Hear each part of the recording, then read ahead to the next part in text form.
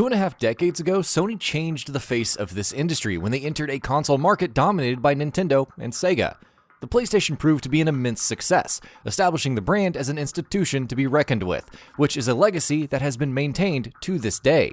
And with the PlayStation 1 celebrating its 25th anniversary, we thought this would be the right time to look back on the console of some interesting and perhaps lesser known facts about it. Without further ado then, let's get started. Lifespan. Though the PS1 wouldn't arrive on shelves for Western audiences until late 1995, the console launched in Japan in December of 1994, which would mark the beginning of a long and successful life. The PlayStation was officially discontinued by Sony after roughly a decade on the market in 2004, though it was still getting new releases after that. The final game to be released for the PS1 came out in 2006. Library. Of course, a console is only as good as its library, and in that area, the greatness of the PS1 cannot be overstated. With some of the most legendary games of their time, the PS1 had a fantastic and venerated lineup of games, which is just as impressive in terms of numbers. In total, the PS1 has a library of 7,918 software titles. Software sales. So just how much did these nearly 8,000 games manage to sell? Well, quite a bit. That figure stands at an impressive total of 962 million software units. The PS1 itself is a console that sold upwards of 102 million, so combine that fact with its massive library, and it stands to reason that software sales would also be impressive. Highest selling game. A lot of games managed to sell impressive figures on the PS1, but which game was the highest selling in the entire library? Well, that would be Polyphony Digital's, Poly's Entertainment at the time, Gran Turismo, which sold 10.85 million copies worldwide. An impressive accomplishment when you consider all of the massively successful PS1 games that it managed to outsell. Launch lineup. Though the PS1 managed to accrue a glowing collection of literally thousands of games throughout the years, when it started out, its launch lineup wasn't quite as impressive. The likes of Ridge Racer, Wipeout, and Rayman were decent enough games, but by and large the launch lineup was pretty lackluster. Launch success. The tepid launch lineup didn't do much to slow down sales for the console upon release. On launch day in Japan, it managed to sell 100,000 units, while sales in the region stood at 2 million after half a year.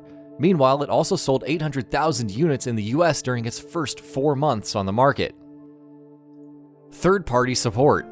One of the biggest reasons the PS1 found the sort of success that it did was the fact that the console received stellar support from third parties, with the likes of Konami, Square Enix, Capcom, and just about every other major third-party publisher devoting all of their energies to diverting resources to work on PS1 games. Sony actively pursued such partnerships by ensuring that the PS1 was not only easy to develop for, but also by providing development support and making sure that they actually listened to the feedback and needs of non-first-party developers. Industry darling. All that success, the fact that the PS1 was so much more developer-friendly than its competitors, and the development support Sony so willingly provided to third parties obviously meant that the console became a favorite of developers in the industry.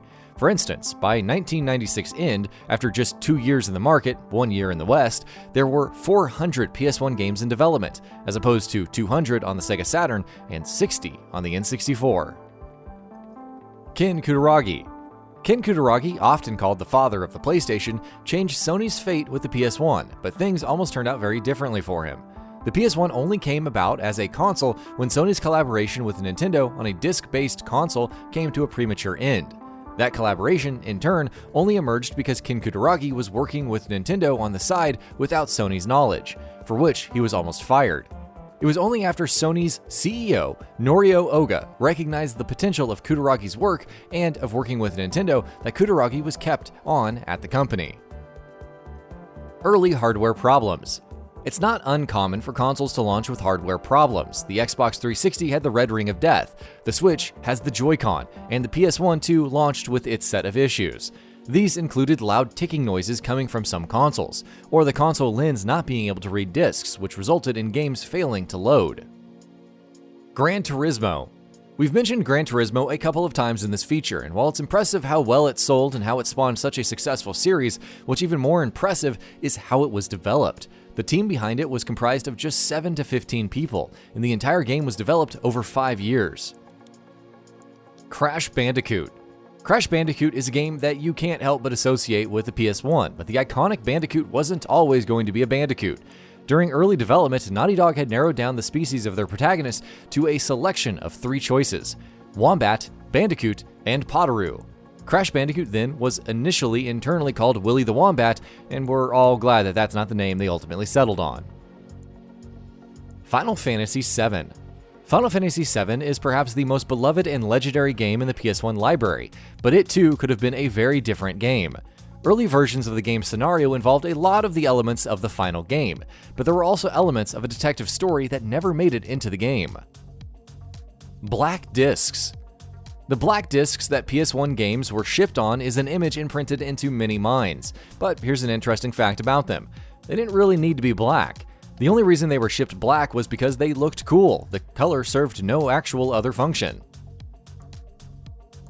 Controller. The PlayStation face buttons, square, triangle, circle, and cross, have become iconic over the years, and there were very specific meanings behind each button. As per Teiyu Goto, designer of the original PlayStation controller, circle and cross meant confirm and cancel, which is why those inputs were presented that way in PS1 games, where the triangle represented a point of view in a game, and the square a sheet of paper to access game menus. And that about does it for this video. If you enjoyed what you watched and want to see more from GamingBolt, you can always hit that subscribe button and turn on the bell icon next to it. That way you will never miss any of our videos.